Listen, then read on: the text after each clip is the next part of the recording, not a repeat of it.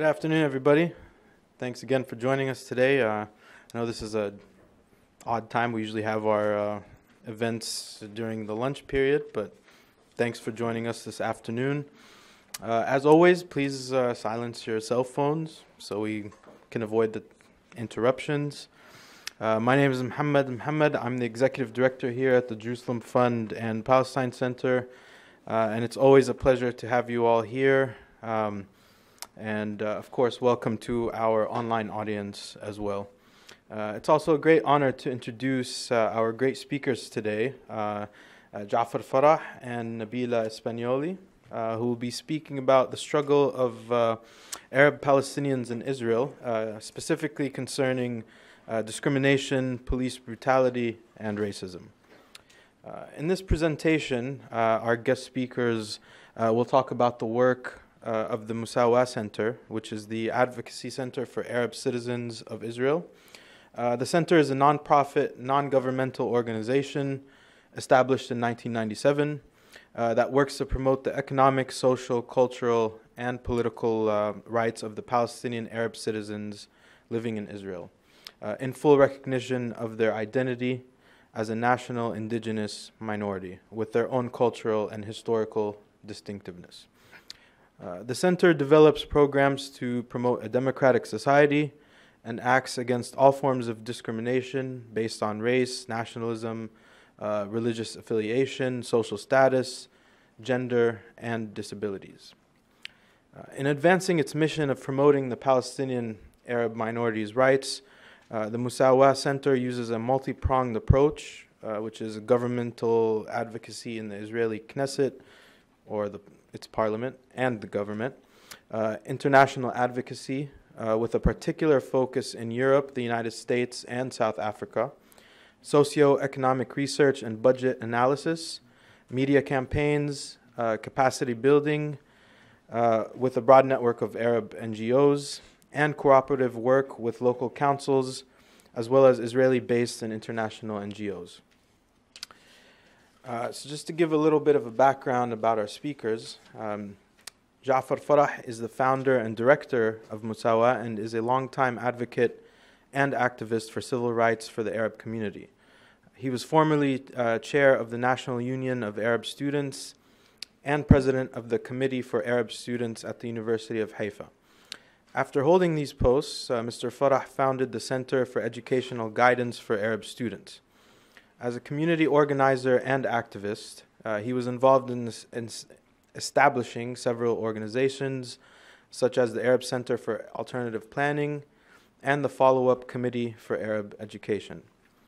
Before establishing the center, he worked as a journalist for the local network of Haaretz and as a TV producer. Mr. Farah continues to write articles that are published regularly in the Hebrew and Arabic press, and is one of the founders of the first Arabic language television station in Israel, Hela TV. Ms. Nabila Espanioly is a feminist peace activist who founded the Pedagogical Center and Multipurpose Women's Center in Nazareth in 1989, for which she has served as director since that time. She has an MA in psychology from Bamberg University in Germany and a BA in social work from Haifa University. Ms. Espanioly has extensive experience in early childhood development and women's empowerment. She has written and edited several books and articles on this subject, as well as on general social and political issues related to women.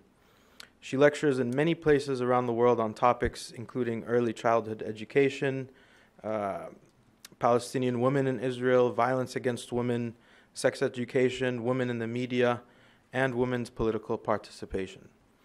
As a peace activist, she received the following awards: the 2016 Drum Major for Justice Award from Martin Luther King III, the 2003 International Aachen Peace Prize in recognition for her efforts to promote peace and human rights in the Middle East, and the 2005 nomination for the 1000 Women Nobel Peace Prize. She was also elected in 2011 as one of the leading 100 persons in the world who are inspiring to youth and girls.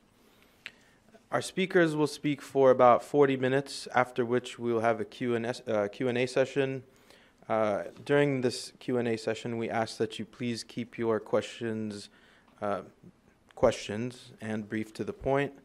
And we also ask that you please wait for the mic to come to you before you ask your question so that people online can hear. And for our online audience, you can tweet your questions to @Palestine Center. Without further ado, please join me in giving a very warm welcome to Jafar, Farah, and Nabila Espanioly. Are you first? Yes, thank you. We should say good afternoon, la? Thanks for hosting us here. It's our pleasure to be again at this place.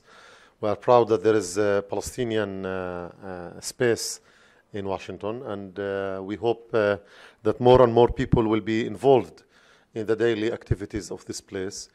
Like to see the space and to see the people here make us feel at home, even if usually we feel that the American people less care about what's going on with the Palestinian people in our side.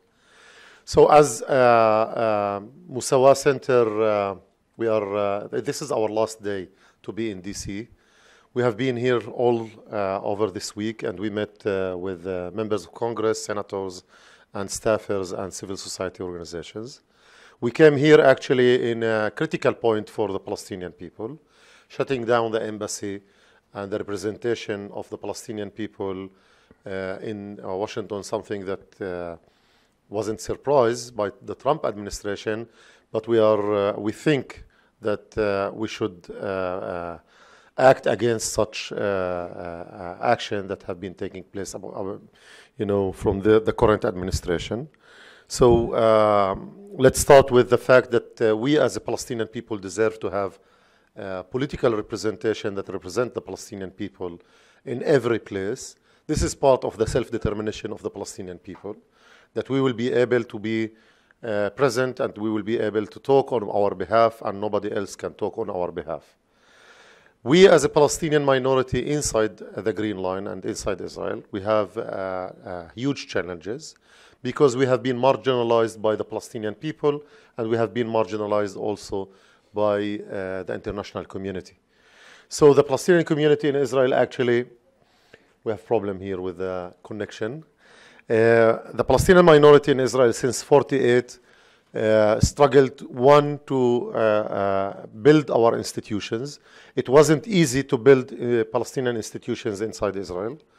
As you probably know, the word Palestine was a big challenge for us to mention the fact that we have a Palestinian identity.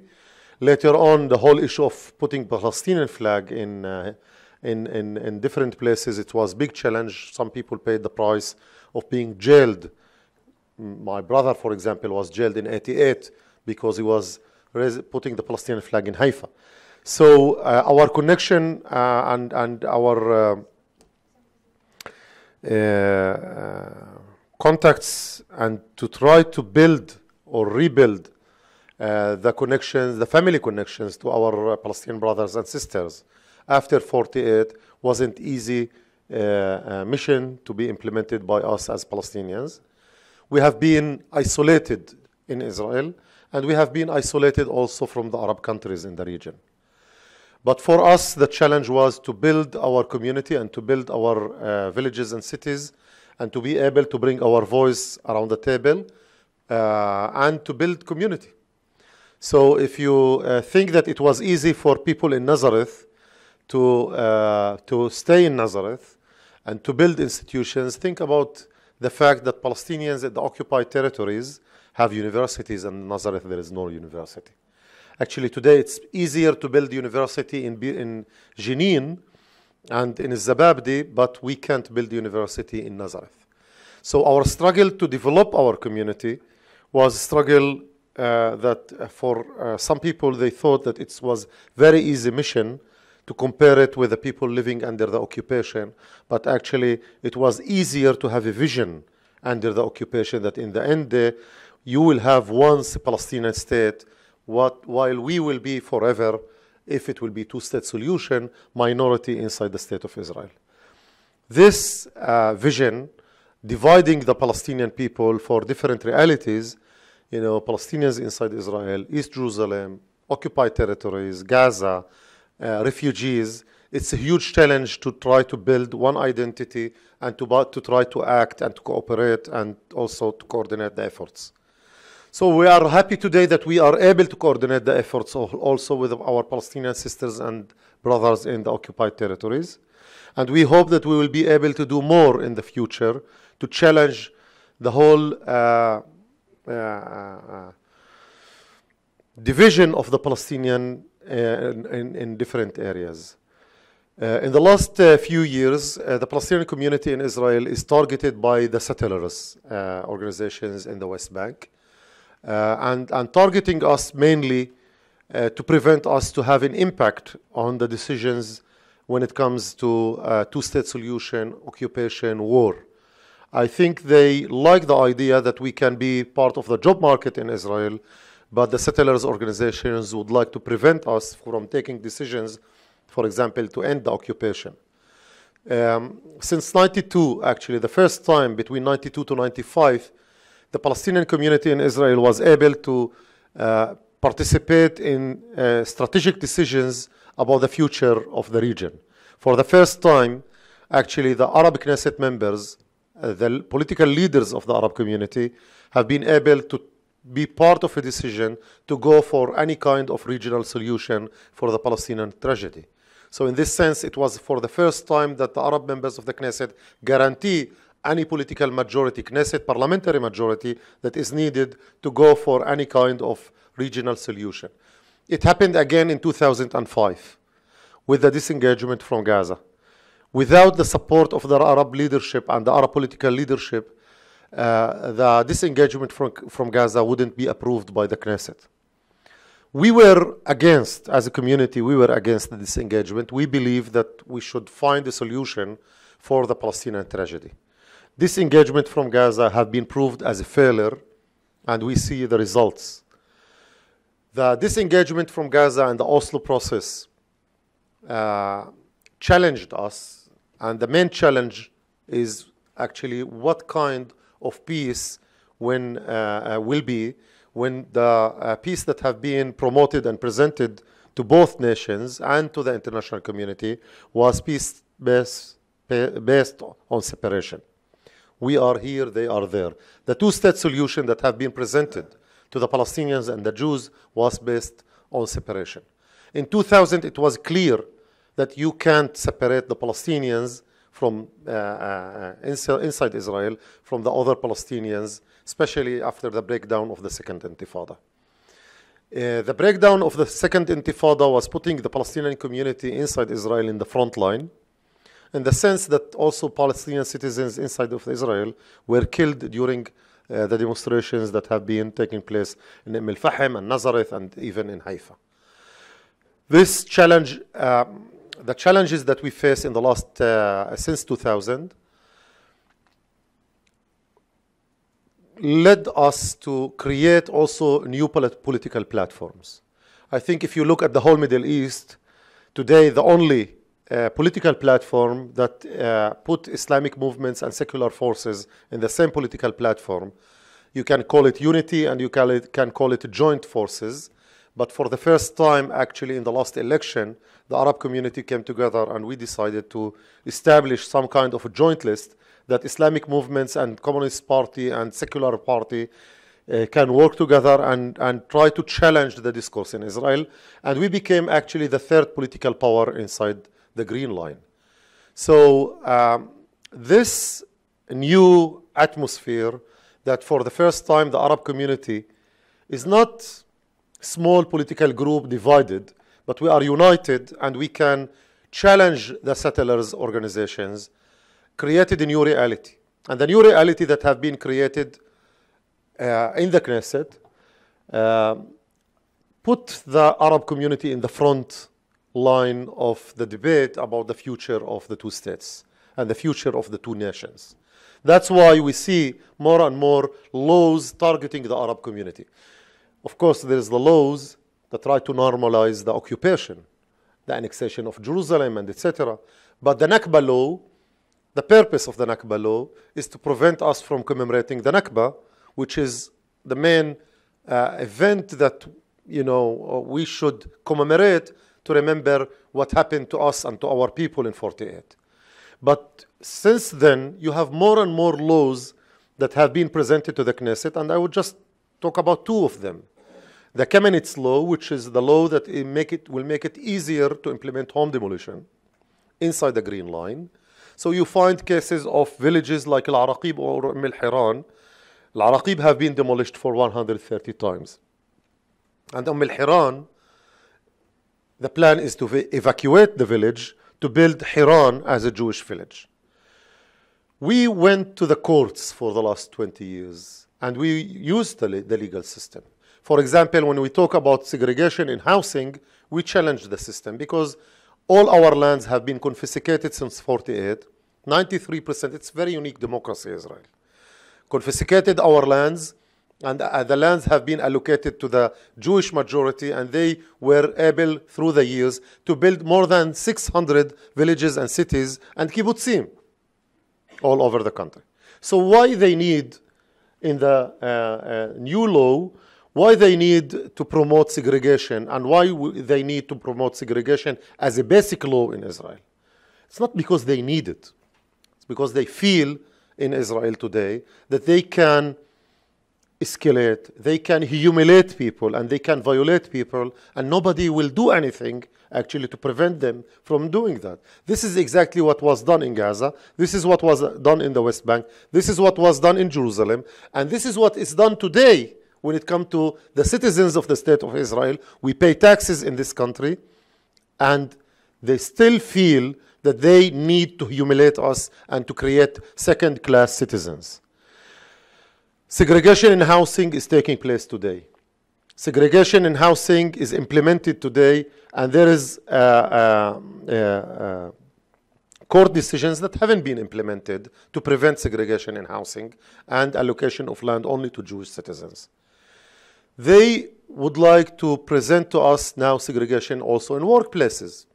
So to make it possible to discriminate the Arab community. So when Mossawwa Center go to the court and say it's illegal to discriminate in employment, they will find the ways to make it legal, because you have to give privileges to the Jewish people, not only in Israel. If you are Jewish American, you will get more privileges than us, the citizens of the state, or the taxpayers of the state. So in this sense, downgrade of the Arabic language, segregation in housing, and discrimination in employment, these are actions that create apartheid regime in Israel, and not only in the West Bank. And we have to put it on the table. It's not a question of security anymore. Okay, if anybody say, we need this and that to do this action or that action against Gaza because of the rockets or because of Hamas and Fatah, why you do such an actions against the Arab community? The Arab community haven't been involved in violence since 48, actually. We are the only non-violent community in the region. So why you need to target and to discriminate and deepen the discrimination of the Arab community in Israel? I will tell you why. Because the Jewish people in Israel, and especially the leadership of Israel today, they don't want to be part of the Middle East, actually. I think it will be very important for you to understand the downgrade of the status of the Arabic language will not affect us. It will humiliate us. But we will keep using the Arabic language. But the Jewish immigrants that came from the Arab region to Israel and Palestine, they have in their background, they have Arabic as their mother tongue. It was their language. So you prevent them actually from using this language, and you downgrade their historical links to the region. The isolation of the Jewish people from the Middle East and the whole efforts to build the Jewish nation have to be dealt with. The Jewish people have to decide either they want to be part of the Middle East and to see us as their neighbors and to treat the Palestinians as their neighbors. It's our houses and our lands that have been given to the Jewish people after 3,000 years. I don't know any God that promised somebody else houses and lands to somebody. Do you know anybody promise you? I think everyone here bought a house and he paid and he worked. In our case, we were willing to share our homeland with the Jewish people because we thought that it will end our and their tragedy. For us, it will be very important to give a message to the Jewish people. We are willing to live with the Jewish people as equal. It can be one state or two states. We really don't care. We don't care more than Trump don't care. Really. We think that it will be more effective to have two-state solution as soon as possible. We don't want our people that are living under the occupation and also in Gaza, isolated in Gaza, we don't want them to suffer for more years until the one state will come. But if the Jewish people don't want two-state solution, they have to be brave and to come to the international community and stop talking about security. Okay, they have to come and say, we want one state, and then we will go to some kind of a solution similar to the Belgium one or to the Spanish one. But it's about time to put the Jewish population in Israel on this exercise. What you really want. Do you want to live in the Middle East? Do you want to treat the Middle East as your neighborhood? Or you want to be hostile to the region and treat us as a jungle? This is not a jungle for us. This is the place that we want to build the future for ourselves and the future for our children. And we can offer the Jewish population to be equal. We can offer them to live together, but they have to decide that, the way that they have been treated in Europe in the 30s should not be the way that we are treated today in Israel and Palestine. This can happen if we will be more serious also about ourselves. The end of the occupation, the end of the discrimination need to be also done through international pressure. You are living here. You have midterm election in the US. We have been lately in Brussels also. You have midterm election in all over the US today. We hope that you will be serious and you will hold the people that will be elected in the US, hold them responsible to the future of our kids and our future. The tax money that is paid by the American citizens here is a money that is used for military purposes, is used to discriminate the Arab community in Israel. And if you want to live in real democracy, and if you want to live with us as human beings, it's about time to take responsibility and to hold your elected representatives responsible to the future of the Palestinians and the Jews in the region. The midterm election for us is very important. We think that we need you to be much more proactive all over the US. We think that it will be very important to ask your representatives, do you want in Israel to have separation, occupation, discrimination, and poverty? Or you want to have solidarity, peace, equality, democracy, and social justice? In Israel and Palestine, the issues is about democracy. We want to promote, as the Palestinians, we want to promote peace, real democracy. We want to promote equality. We want to promote social justice. We, the Palestinian community in Israel, are the core actors against separation, occupation, discrimination, and poverty. We are the core. That's why we are targeted today by the settlers, leaders, and NGOs and political groups that targeting the Arab community. They don't want us to be players. They want us just to look at the reality that is created all over, because we are the only Palestinians that are able to be part of the decision-making process inside Israel and Palestine. So I would like to thank you for hosting us. I would like to call you to go and vote. I would like to call you to be involved in the next election. This is part of your responsibility toward the people in the region. And I mean that the people that are sitting here and the people that are listening to us in this or see this conversation, it's very important for us to see different American leadership that will be responsible to the future of the Palestinians and the Jews. There will be no good future for the Jewish population in Israel if we will not feel that we can live in dignity and we can live as human beings. Thank you, and we will be open later on also for questions. And I think Nabila will do also a great job in talking about also the challenges that we face internally as a Palestinian community. Thanks.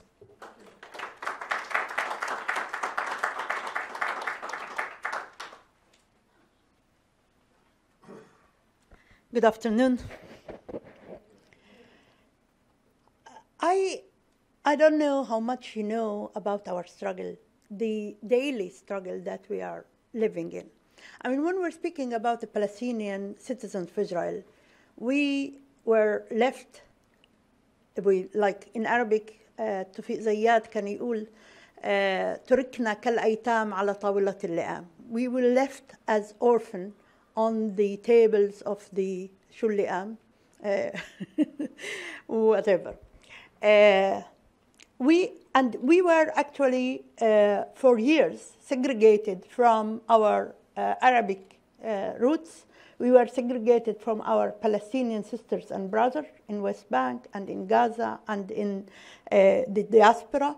We were left alone, and this created a lot of in a government that, or in a state that used to define itself as Jewish and democratic. Nowadays, we are facing a new definition, which is a Jewish state. That is, the democratic state is passé, and this is our circle. So what's actually the challenges that we're facing?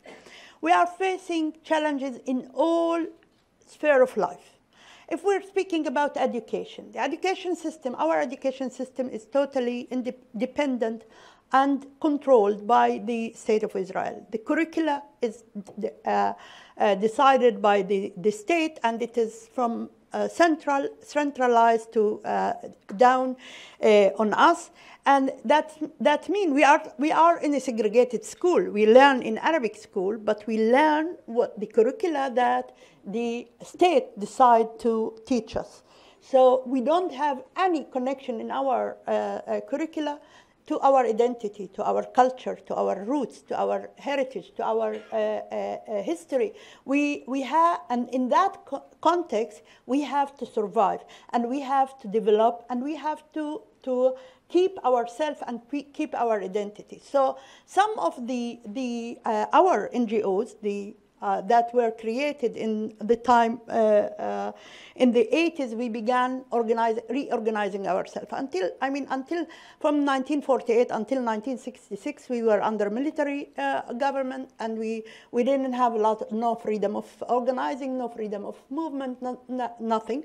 After 66, we began to see our collective rights and to struggle against our for our collective rights, and which actually they reach a high point in the Land Day in 76, when we decided to have a strike in the whole Palestinian community. For the first time, we behaved ourselves as a nation, as a part of the people, and we created that day, which is today it is recognized by all the Palestinian community and by all the Arab world as one of the important national day. In that day, it was the first time that the confrontation between us and between the state had left us with 6 people who were killed and many were injured in the Land Day. So the Land Day was the first collective activity that it was organized by us, and after that we have been developing ourselves, and partly we reorganize and we rebuild our institution. As in 1948, it was the destruction of the Palestinian community and the infrastructure of the Palestinian community that used to be in our villages and our town was destroyed. So we have to rebuild ourselves and to restructure ourselves. And part of that restructuring is building our NGOs and building our organization. Like if I speak about, I'm a co-founder of Mossawwa, but I'm also founder of Al-Tufula Center, which is Al-Tufula in Arabic, is early childhood, where we work on development of early childhood in the Palestinian community, as well as the women empowerment in our community. Like in 1992, we decided to look at the children literature as an example. And we found very, very few quality children books that we can provide our children with. And we listed these books, and we were publishing that, and we decided that one of the analyses that we did, we find, for example, that for babies, for the first books, we don't have anything which speak about us or speak about our traditions, about our culture, about our existence. And we decided to begin creating such books. So the first book that we tried to begin, we say normally children read the books before they read, because they need books that are from their culture to be able to read them. So and one field of books you see in general is a book about food. So until then there was no Palestinian food book about for the children in our library. So we began developing this book, and when we decided what is the content, we were looking for illustrator to illustrate this book. We didn't find illustrator, so we have to begin process of building an illustrator so that she can illustrate our book on food for our children. And it took another 2 years to be able to present this book. By the way, when she was drawing, she has drawn something like a monkey. So we remind ourselves with a traditional song that we used to sing, Saada Saada Saadani Shufini, that is a traditional Arabic children song. And we took it and we built on it the wording for the new book, which says, سعدة السعدة السعداني شوفيني ما أحلاني صرت أقعد أشرب الحليب من فنجاني ويا سعدة يا نغنوشي دومي بشوفك مدبوشي وبحب غص بالزيت ومثلك آكل منقوشي. So the منقوشي and the زيت الزعتر and the خبز ولبني وخيارة and the كوسة ورا and the teen, and we put them in that book with a song that this book was a beginning of establishing a new culture for our children, which based on our culture, and the process continues. For years now, we have a huge amount of resources that give respect for our culture and provide our mothers and children with respectful children literature and literature that is related and built from our culture. So the latest book that we established, or the series of books that we published, was Quran al-Baqiya Fina, the villages, our villages that stayed with us. And this is 3 children books that telling the story of the destroyed villages in 1948. 3 of these stories.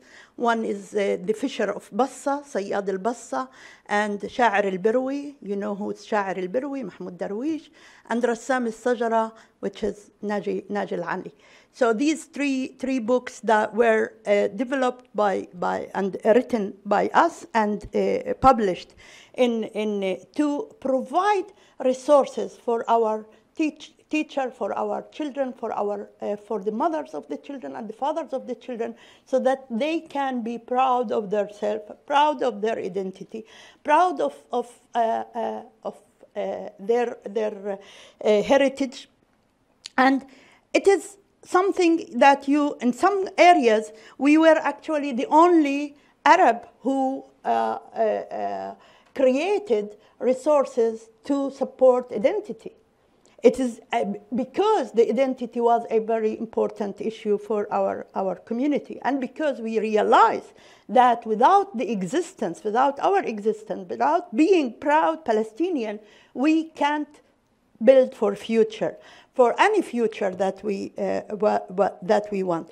And this was done by NGOs like our NGOs. Beside, until a period when we said and we thought that it's not enough to develop services, to develop material, to develop resources. We need to upgrade our struggle, and upgrading our struggle is advocating for our struggle. And this is where Mossawwa came into the being and when we developed Mossawwa and went to the register to register Mossawwa, the register didn't allow us at the beginning to use the word Mossawwa, because Mossawwa is about equality. So equality today, when we speak about equality, that it doesn't exist in any basic law inside Israel, we're speaking about the fact that equality not only doesn't exist, but it is frightening. The use of the word Mossawwa was the fear, created the fear by the institution that they tried to prohibit us from the use of the name Mossawwa. And of course, we went to Supreme Court and we won and we stayed because we knew what we wanted, and we planned what we wanted, and we stayed with the name Mossawwa. And by this development today, we are coming and saying equality is basic value in the democratic system. So what about where are the forces who are speaking of Israel as the only democracy in the Middle East? Where is the democracy now when we are speaking about the national state law? What happened to these demands? So this is something that you see that when we are working with small levels in developing a new infrastructure for our community, and in the same time we are advocating for our rights and for building. And this is why we are here. And me and Jafar coming to this event and coming to this tour, we have been doing that for the last 20 years, advocating for our rights. But when we began the international advocacy, when we wrote the first report, CEDAW report in 1997, in 1996, Israel wrote a report about the status of women inside Israel. And this report was about 14 pages. And in that 14 pages, we were mentioned in 2 sentences. One as Christian, one as Muslim woman, nothing about Palestinian, not even Arab they are using in that paper. And we decided to write a shadow report that we present to the Commission on CEDAW, to UN. In 1997, we prepared that report, and the report became a book. And this book became a resource about the status of Palestinian women inside Israel, which is until today is a basic book in that concern. When we wrote when Israel saw that we wrote that report, they withdrew their first report, and they presented another new report, more respectful for women. That's why I tell my Jewish friends, our struggle you benefited from our struggle. Not only that they respect the women issues, but they took us seriously, and they began to write the report in a serious matter. This work in 1990, which began in 1997, has been continuously, every time that Israel is writing a report, we write a shadow report. And lately, in 2017, we had presented our last report. So the international advocacy tool that we are using has been developed over the years. And now we're not only doing international advocacy for the civil society organization, the NGOs, which actually began that international advocacy systematically, but we are offering the political parties a platform for advocacy. This is what we did, what Mossawwa did in Europe, for when they took 7 parliamentarians to Europe to advocate for the Palestinian issues inside Israel. This is the way we are struggling. This is the way how we develop ourselves. I just gave you example, one small example, but you can imagine how much effort and how much belief in yourself you need to be able to continue that struggle. And that's why we need any support, any from friends and friends like you. Thank you for having this opportunity. We can speak the whole evening, and we won't give even a glance of this continuous struggle since 1948. But the fact that we are here and that we are speaking up and that we are a powerful community today is only because of that long years of struggle and long years of learning. Thank you.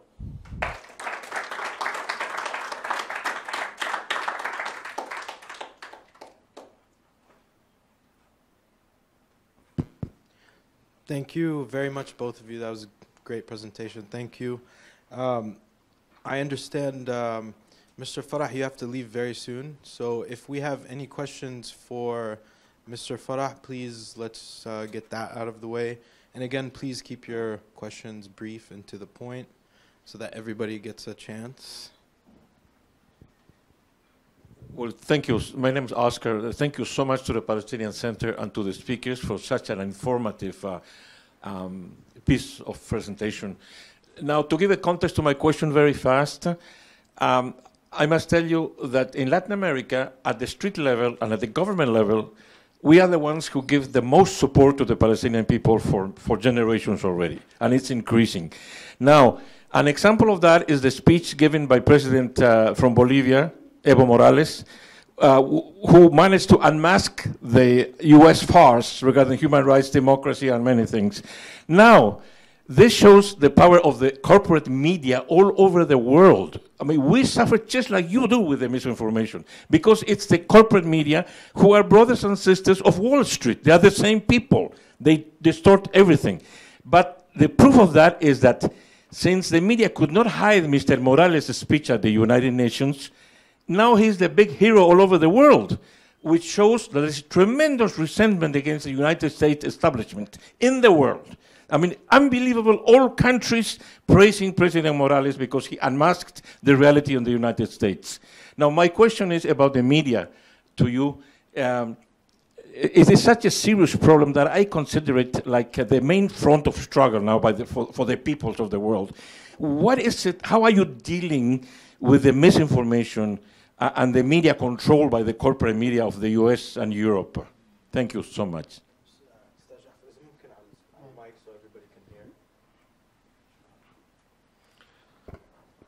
What we do is not enough. We should be frank, okay? You know, like I think it's very important to be clear. I think part of our struggle we should improve different parts of our struggle. We, at least the Palestinian community in Israel, we don't have embassies and we don't have state institutions. We are minority. That we don't have the tools to be present in the international media. And frankly, you know, the most international and the Palestinians, I would say even the PLO marginalized the Palestinian community in Israel from being in the front line. Today, and as a result, you know, of also the crisis between Hamas and Fatah, the internal Palestinian crisis, today more and more people understand the importance of the Palestinian community inside Israel. And I would say more than this, even the peace camp in Israel, what's so-called the peace camp in Israel, and the international actors, and the PLO, thought that the Palestinian community in Israel is the reserve of the left in Israel. And today we are not exactly in that situation. I think we should build strategies and work in different way. And the media strategy is only one of it. You know, you talk to somebody that is coming from the media field. I used to work as a journalist. I also established actually two TV stations. We haven't been there, you know, like the whole TV industry. We have been prevented of having TV station for years. So in 2015, actually, I took off from Mossawwa for a few years, and we established 2 TV stations. And we still have the dream to have even university and research center. So in this sense, we need to improve our presence in the media, but also we need to improve our presence in the international arena. We need your help here also. When you talk about Bolivia and you talk, I was a child, I was 11 years old when I participated in my first demonstration. It was against Chilean prisoners ship that came to Haifa in the cooperation between the dictatorship in Chile and Israel. I was 11 years old, and I was raised on the solidarity between Palestinians and South Americans and South Africa. So in this sense, I hope that all of us will do better. It was a small demonstration in Haifa port against the dictatorship. And I think it will be very important in our eyes to see the international solidarity. Coming here, most people in our community would tell us, Americans don't care. When we were in Europe a month ago, also most of our community felt the Europeans don't care. Part of what we need is to see Sanders on the ground, to see Sanders coming to the Arab community. When he wrote an article about progressive forces that should build progressive unity or progressive cooperation and solidarity groups and network, I think part of this network that we should come to the Palestinians inside Israel and in the occupied territories and include them in these progressive voices all over the world, from Bolivia to Palestine. I will take another question because I have to leave. We have a just meeting in the Congress that, we are limited on time and we have few, but Nabila and our colleagues and Farah. And before I take the other question, we have good news. We have here, we are building Friends of the Mossawwa Center. Actually, Suha will be based in New York, but we have also a group of people, Farah, and I know Janine and other people here. Some people here sitting are part of the community also. So we hope that we will be able to build the Friends of Mossawwa in the US, and we would like you to join the club. We would like to have Friends of Mossawwa in different places. We want to bring our voice around the table, so you are invited to be part of the Friends of Mossawwa, and actually you can access this email. This is Suha email, and she will be here. And of course, Fakhira and other friends are living, Fakhira is living here, so we hope that you will be able to network with us, and also to network us to other groups in other cities. We are going from here to Boston, Chicago, Los Angeles, and San Francisco. Tell your friends that we are coming, and we would like to meet with them, and we want to build a network of allies and friends. Yeah, you can get also our business cards. Hi, I'm Phil, Mr. Phil. How are you? Hi, Phil. One quick question, then a little more serious question. First question, do you consider yourselves Arab Israelis or Palestinian Israelis? Hasn't Netanyahu made your job, in a sense, really easier, in the sense he's no two-state solution? You have to be Jewish even now to be considered a citizen. So even the Druze have been left out of the combination now, and they had served 3 years and had respect and doing. So isn't it making it easier in the sense that Christians, Druze, Palestinians can work together in the Knesset and accomplish something because of the obvious opposition that's so serious? Yeah. Look, we are Palestinians, we are Arabs, and we are citizens of the State of Israel. Some people think that it's complicated. We think that it's huge potential. We are actually the only Palestinians that for the last 20 years elected our leadership. Think about it. That our elected leaders today is the only elected Palestinians that have been elected by any group of, think about it. Gaza is isolated, West Bank is under occupation, the refugees are all over, and actually the only group that is practicing inside itself some kind of democratic debate and are electing our leadership. So for years, my brother, when he was jailed in '88 because of Palestinian flag, my mother used to hide the Palestinian flag at home. But we have been raised. Nabila told you the story of, the children stories. We have been raised secretly because we were living under military regime until 65, and we didn't declare our identity as Palestinians. We were terrified from what happened to our families in 48. People lost their villages. Muhammad can't go back to Al-Jish, okay? And many people sitting here and sitting in other places can't, you know, third of the Palestinians living inside Israel are internally displaced people. You live, imagine, you live near your village. It's not a demographic issue. They will tell you, no, it will change the demography and etc. Third of the Palestinians inside Israel are displaced, internal displaced people. They can vote, but they can't go back to their villages and cities that have been demolished in 48, and most of them have been allocated to kibbutzim and to different communities. So in this sense, reconciliation, when you talk about Netanyahu, look, Netanyahu is clear. There is illusion here. And Obama was part of this illusion, and part of the people that were around Obama administration were, they thought that if they will promise Netanyahu, Jewish state, and will give us just rights for all its citizens, and maybe Palestinian state, Netanyahu will deliver two-state solution. It's clear for Netanyahu. Netanyahu is not interested in two-state solution. Netanyahu is not interested in peace, and the American people have to tell the American leaders, we are interested in peace and dignity and human rights. Your struggle for civil rights was something that looking at the first African American elected representative referring to us as rights for all its citizens, it was humiliating. We hope that you will be able to help us, that next generation of leaders in the US will be brave enough to say, we recognize the fact that there is national minority living in Israel. If you want to recognize the right of the Jewish people for self-determination, you have to recognize the right of the indigenous community living inside Israel, collective rights, national minority rights, and then to talk about two-state solution. If not, Bibi is not interested in two-state solution.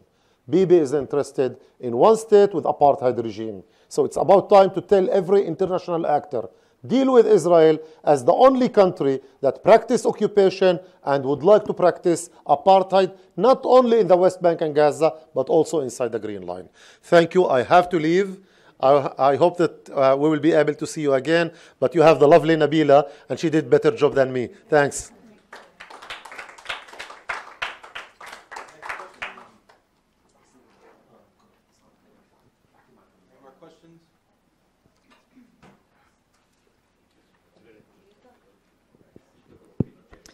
Hi, Adina, George Mason.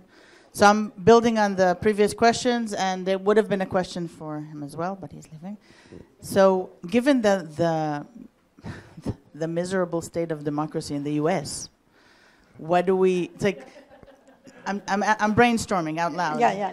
Because there's a certain group of people we can, with whom this kind of message of Palestinians in Israel would resonate and resonates, and we can better inform them. But even that group who's interested in any kind of democracy is up against so many hurdles in the US. So any brilliant strategies on, how can you make people care about something far away when we're living this crazy whatever? Don't quote me. Yes, I think it's a big question, and it's a question that we actually trying to develop in our own situation, how to strategize for more involvement of the community. And one of the strategies that we're saying is to empower the disempowered and the marginalized, and to create a network between the marginalized. But it needs a lot of work within the marginalized community to regain confidence in themselves. One of the problems that we as citizens inside Israel and elsewhere have been suffering from is the loss of hope and the loss of belief in your ability of change. I mean, most of the communities were disempowered. And one of the things that we are saying today, and we're trying to create in our own community, but it's also a strategy elsewhere, is how to empower the disempowered, to empower the marginalized, and to create a network of marginalized communities, and to create a network and to show that it is today, this year, we have a very important year for you in the midterm election. In Europe, there is election, and in our country, there is election by May to September. Between May to September, there is election. So, and we know that the election here and the outcome of the election here is impacting our election and the European election. So this type of analysis and intersectionality need to be more, the talk need to be more political, and more the context should be more political. We have experience in the 2011, we have a revolution, a social justice revolution, what they call social justice revolution. But the social justice revolution inside Israel was led by middle class people who didn't want to connect between the price of the cheese. They were arguing about the price of the cheese that we are paying for the cottage in Israel more than we're paying in Berlin for the cottage. But the analysis stopped there. And when we were trying to say, but see the connection between the occupation, we are, as Palestinians, we are paying our taxes as citizens inside. But our taxes are not, we are not asked how to spend these taxes. We are actually contributing for the settlements policy of Israel, because Israel is deciding on settlement, and according to the new nation-state law, the settlement will be priority for Israel. So to make this connection is when you engage with people in talk, when you engage with people, like Jafar was telling the story of how he was making this conversation with the policeman that was arresting him. When he was arrested, they didn't have a car, a police car, to pick him up for the, and he was like walking around with his hand coffin, and he was walking with the police, and he was talking to him, trying to create communication. And one of the issues was, why you are paying 300,000 shekel for your apartment? Is it that the value of the apartment, or is it because we are paying for the settlement or for the continuation of militarization? These kind of talks, when we ask why, and we ask, this is something that you've been now evaluating the program of critical thinking. Our schools doesn't provide the children of tools to be empowered as citizens. They don't empower our citizens to be active citizens. So that's why we need to educate and educate and educate and connect and connect and connect. This is the only strategy that I know that it can bring us all from this miserable situation, is to connect to our power and to use the power with each other and not upon each other. This is my suggestion. You want to come to my class? I'm not here, but use it, please.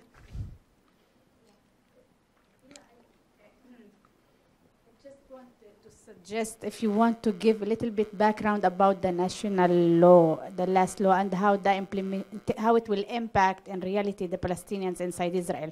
You mentioned that, you and Jafar, but maybe to give details, what's that mean in the ground, because it's important for this. Can you put the national state law presentation, just to go quickly around it? Just like what's that mean for us, because you mentioned that. Okay, I mean the national state law, the actual one.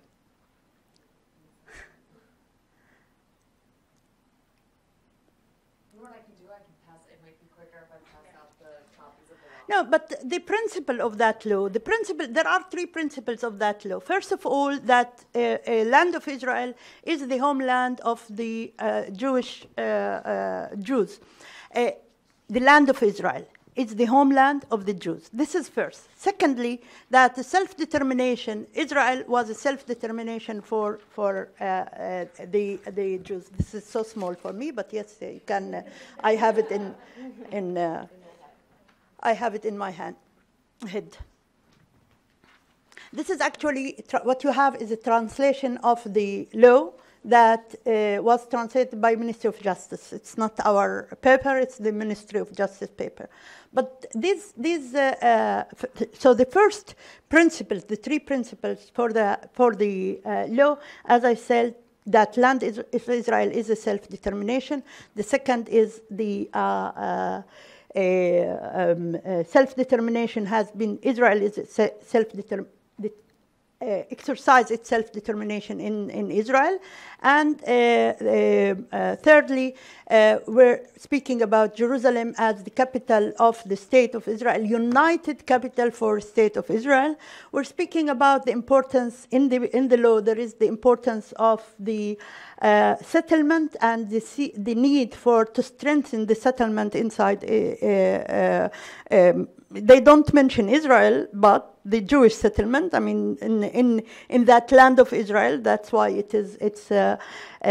we're speaking about one article speaks about Article 7 speaks about settlement. Article speaks about the downgrading of the Hebrew is the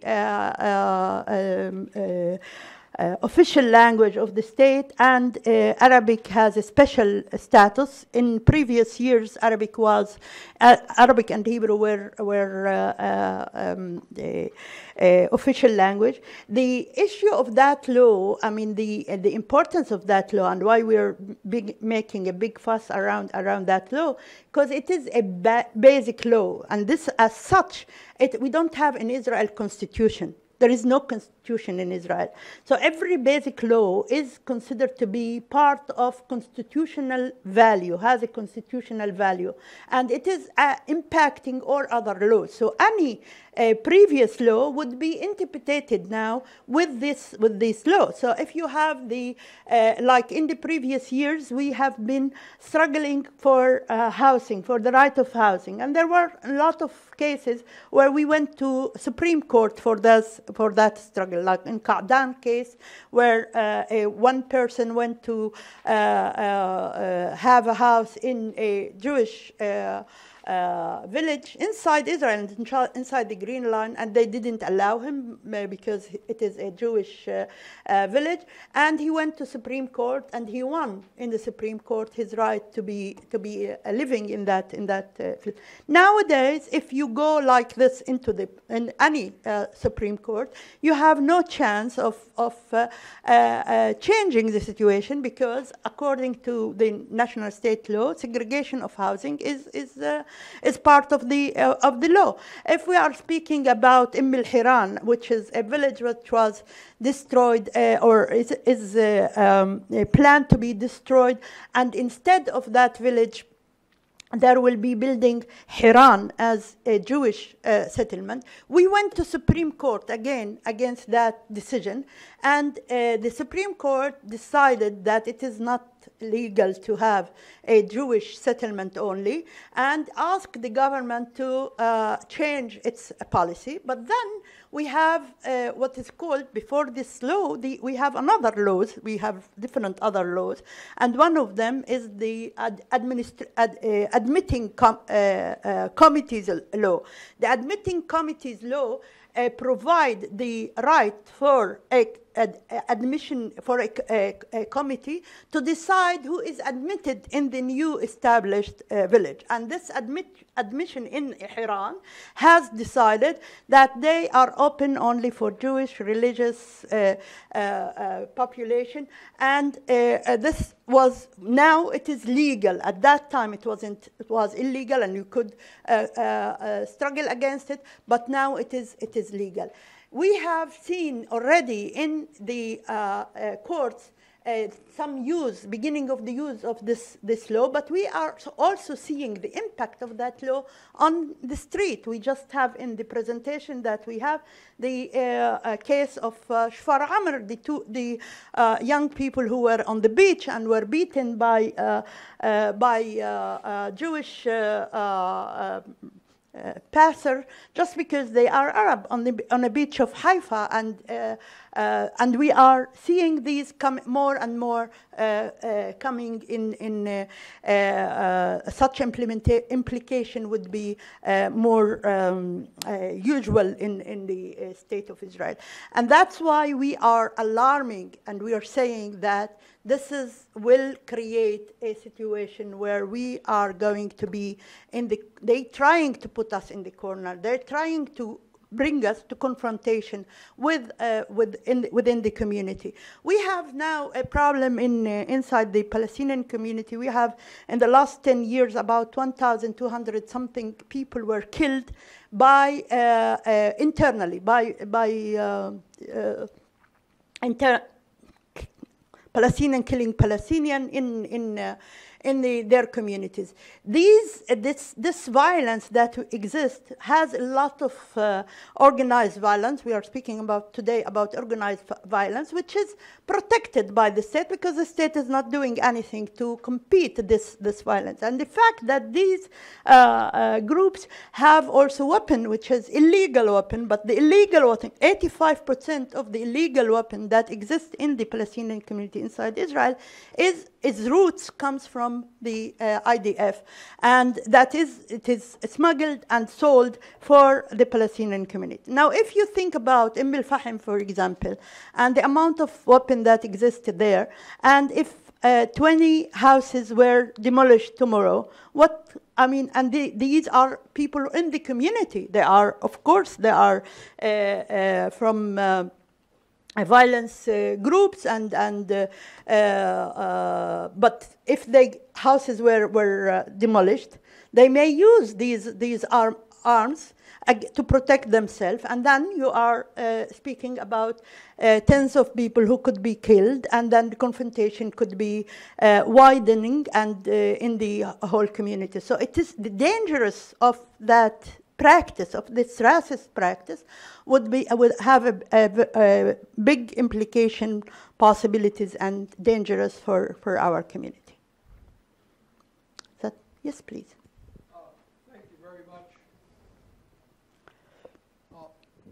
I wonder if I could shift to you describing for us the nature of your cultural and educational institutions.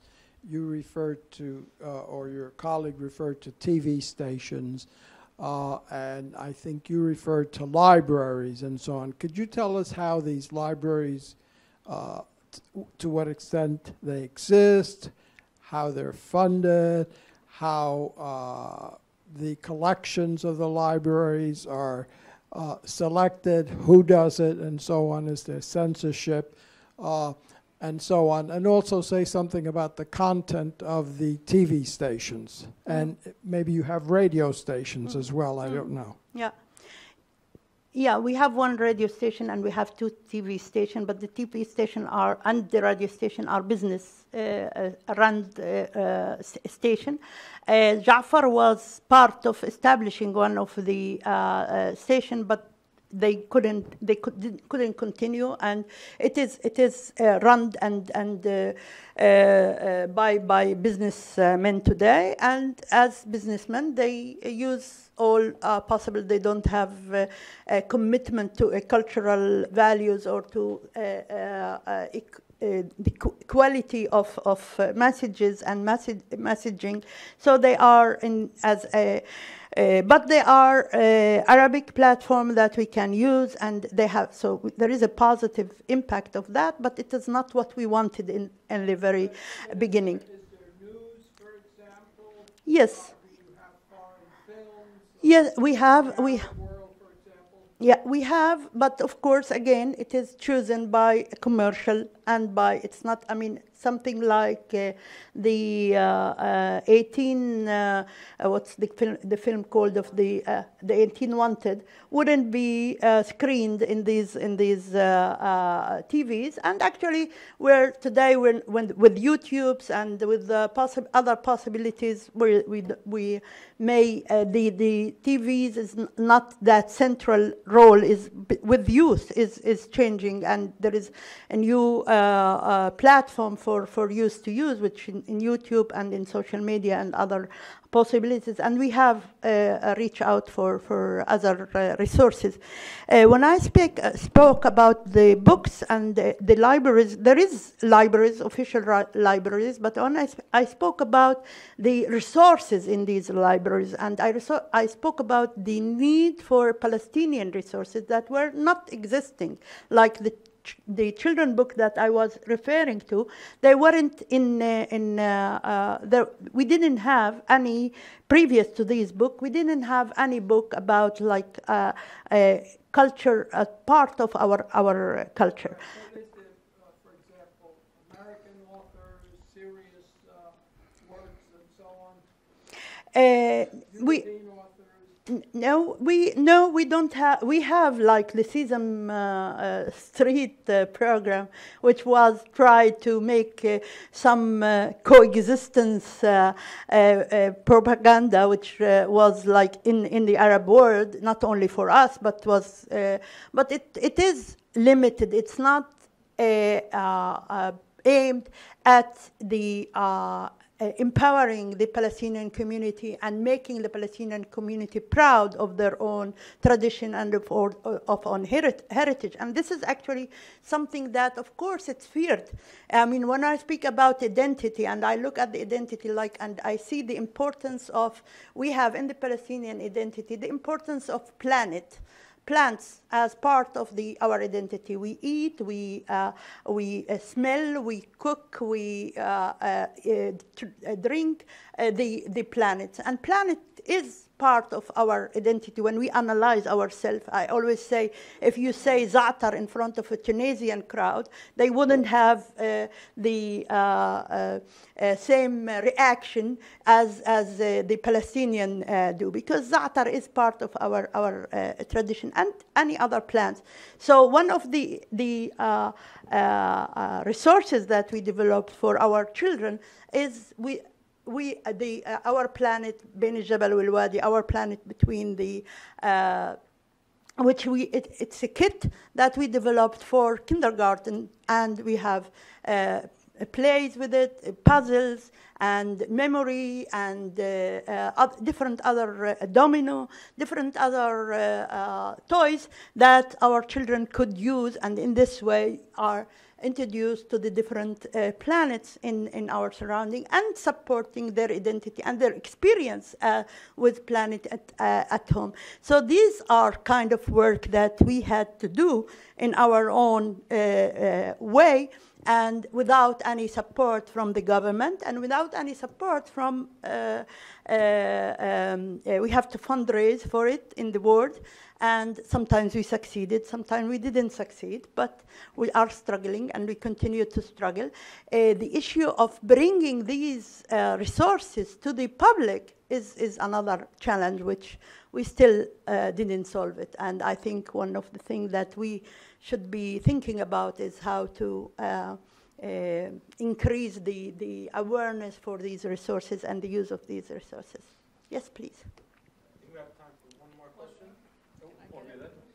Hi, I'm Priscilla. I'm a friend of Fakra. And I have maybe a darker question, but how secure does your community feel? We had a presidential candidate who suggested that maybe Hispanic immigrants would self-deport and take care of the immigration problem. You know, I hate to say it, but it wouldn't. Do you think that's the long game of the current government, to try and, you know, decrease the Arab population by first self-deporting and then, you know, God forbid, something more violent. I mean, it's happening. You wouldn't think to ask a question like that even 5 years ago, but do you think about that? Yes, I think it's a reality. The reality that it is, if you think about the situation for our youth, that you don't have 25% of our youth are in the job market, but we don't have 25% of opportunities of work. The opportunities of work within our community are very, very limited. We are not industrialized in any we're not part of the industrialization processes inside Israel. Many of our villages are disconnected from the major cities and towns where work possibilities exist through there is no transportation to these villages. This is an obstacle for many women of our population to go out from their village to work and to reach out for work. So the fact that the policy of discrimination that it's before the law and we've been suffering from has created the Arab Palestinian immigrants here who are living here, like Luis. I mean, Luis was one. He can tell his story, but he was one of the Palestinian living in Haifa who was studying, and he's in computer science at that age. Before 30 years, Luis, and before 30 years, there was no high-tech possibilities for the Arab community, and they were closed the possibilities. So he was looking for other opportunities, and he came to the Uncle Sam, to the open possibilities in America. That is what America was for many of the young people, and it's still for Canada and America and Australia and the Europe are a place for these young people, and we have the mind drain is something that it's impacting our community, and that's why we see when I work in the election time in Nazareth, we have election now, and I review the names of the people who are going to elect. We prepare them, we call them, we do some work for election, and in my neighborhood, more than 20% of the neighborhood is abroad, is in the. So there is a systematic decrease of the Palestinian inside Israel, but there is also increase of the Palestinian. We were in 1948. We were left with 150,000 population.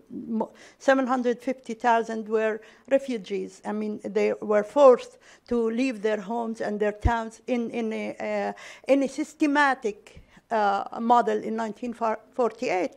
So the fear is always there that this could be happening again, and that's why we think that international advocacy, bringing our voice, is sort of also protection for our existence, and we need to be in contact with, and that's why we are alarming some senators and saying that the escalation is around the corner, and if that happens, we want your voice. We want you to be involved. We want you to say something around that. So this is something that we're coming with in this tour, and this is why because we are aware of that possibilities, we are struggling. But the alternative also is to develop our community and to strengthen our community and to develop our institution and to strengthen our institution. And this is what we're doing. This is what we're trying on this space to do, because really, my nieces, when they are immigrated to Canada, at that time I could argue with them. My argument are going weaker. Just one comment, if I may. One more. Okay, final. He's the boss. Okay. Please let me give you my card. In case you decide to fool the totalitarian regime with U.S. support from Israel, allow your children to come to countries, progressive countries in Latin America, to study with Palestinian books, Palestinian professors, so they keep their sense of identity, their sense of community, and their sense of dignity. Wonderful. Okay. Thank you. Thank you. Ms. Nabila, thank you so much. Thank you, and Mr. Thank Farah. you all for Thank staying you. that long. That was a wonderful presentation. Thank you.